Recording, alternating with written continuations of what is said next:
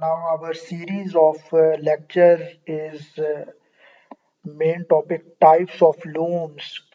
There are different types. First is hand loom, power loom, rapier looms, air jet loom, water jet, projectile, circular, and jacquard looms.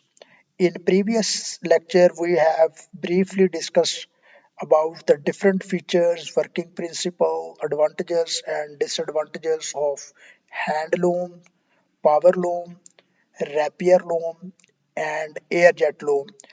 Today, we will talk about water jet looms, its features, like its working principle, its advantages, disadvantages, properties, and applications, core preferences, and conclusions of water jet looms. These looms are also used in textile industry, fabric manufacturing sector. When we talk about the working principle of these looms, the working principle is it uses a jet of water to carry the weft thread through the shed. While in case of air jet uses the consumption of air is done, uses of air is done to carry the weft thread through the shed. In case of water jet, by the name water jet looms, working principle is uses jet of water to carry weft thread through the shed. This is the main principle of these looms. Warp threads are raised and lowered using Dobby or Jacquard mechanisms. The raising and lowering of warp thread is done in all types of looms for the principle are for insertion of weft for manufacturing of fabric. The water jet provides precise and smooth weft insertion. Further, when we discuss about the advantages of these looms, first is high speed and productivity. Water jet looms operate at high speed up to 600 to 1000 rpm, making them more efficient than many other shuttleless looms. The second advantage is energy efficient. They consume less power consumption to air jet looms. Air jet looms are energy consumption based and high is consumed in air jet looms.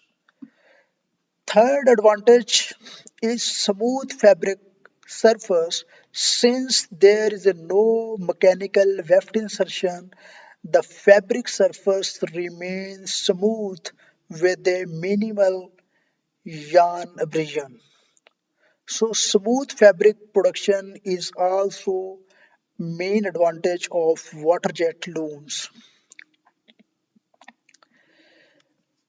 Next advantage of these looms is low noise and vibration. Water jet looms are quieter than air jet and projectile looms with respect to noise level and vibration level. They are quieter. The last advantage of these loom is less wear and tear. Fewer moving parts means lower maintenance cost. As we have discussed in third point, water jet looms are quieter than air jet and projectile. So the fewer movement of parts is done. So that is the reason of its lower maintenance cost of these looms. This was the overview of advantage of water jet looms. Further, on the other hand, there are some disadvantages of water jet looms.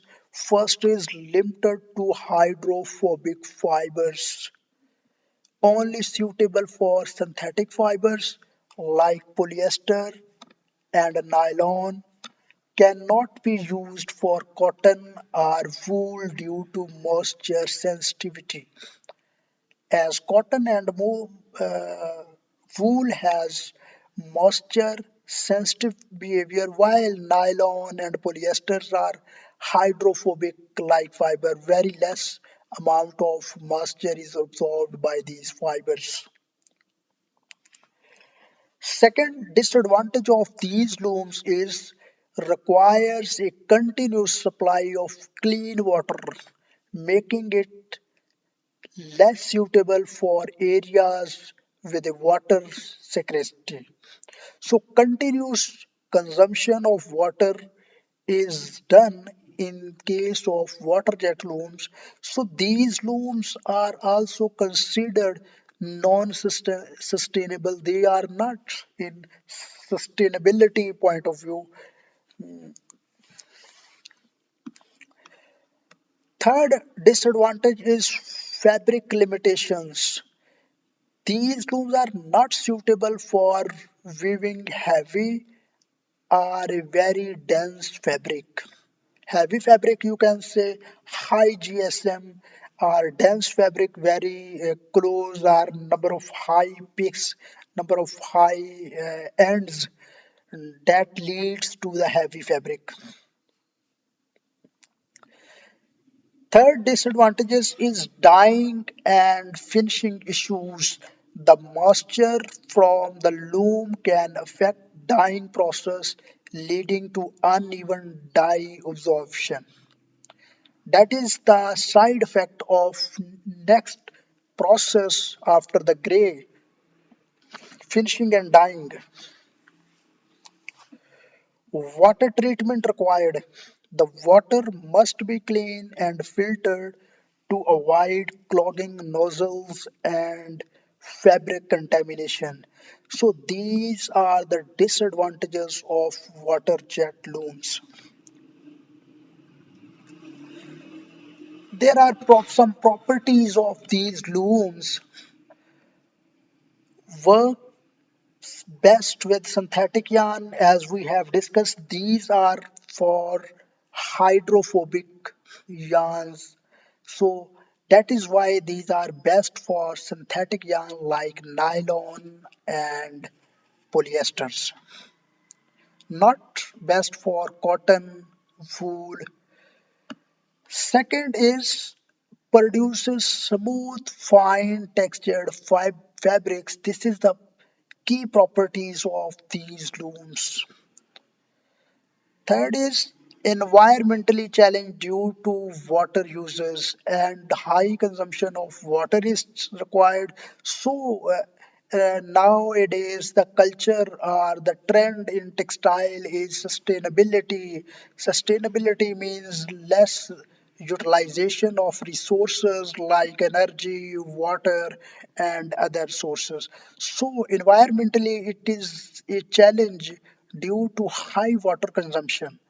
In case of water jet looms, water jet looms applications are for synthetic fibers like polyester and nylon, specialty ideal for smooth synthetic textiles at high efficiency. Core preference, we have discussed cost effective production of synthetic fibers. So this is the overview of water jet looms. Key features, when we talk about the key features, high speed production for hydrophobic synthetic yarns, produces smooth and even texture used for synthetic fabrics like polyester and nylon. Conclusion, when we talk about the conclusion, the selection of looms is done, are the some parameters or variables that affect the selections of loom are dependent on these variables. Is fabric type, either you are planning to weave lightweight fabric, heavy duty fabric, intricate patterns. So second is production needs, small scale production, large scale production. Third parameter is cost and resources, budget and energy availability, operational complexity. Next is market demand, artisanal versus industrial, luxury versus bulk. So these are the parameters need to be considered while we are selecting for the loom. Conclusion with respect to working principles of loom. When we talk about the working principles, hand looms are rely on manual operations for craftsmanship, while air jet and water jet looms prioritize high speed and efficiency. While in case of rapier and jacquard looms excels in weaving intricate designs, so we can conclude that it has been categorized in three class, classes like manual lies in handlooms, and second is high speed and efficiency, so water jet and air jet looms fall in this category, and third is intricate designs, complex designs, so rapier and jacquard looms lies in this category. This was the overview of waterjet looms.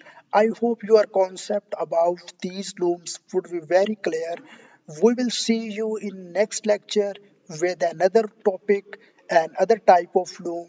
Thank you, Allah Hafiz.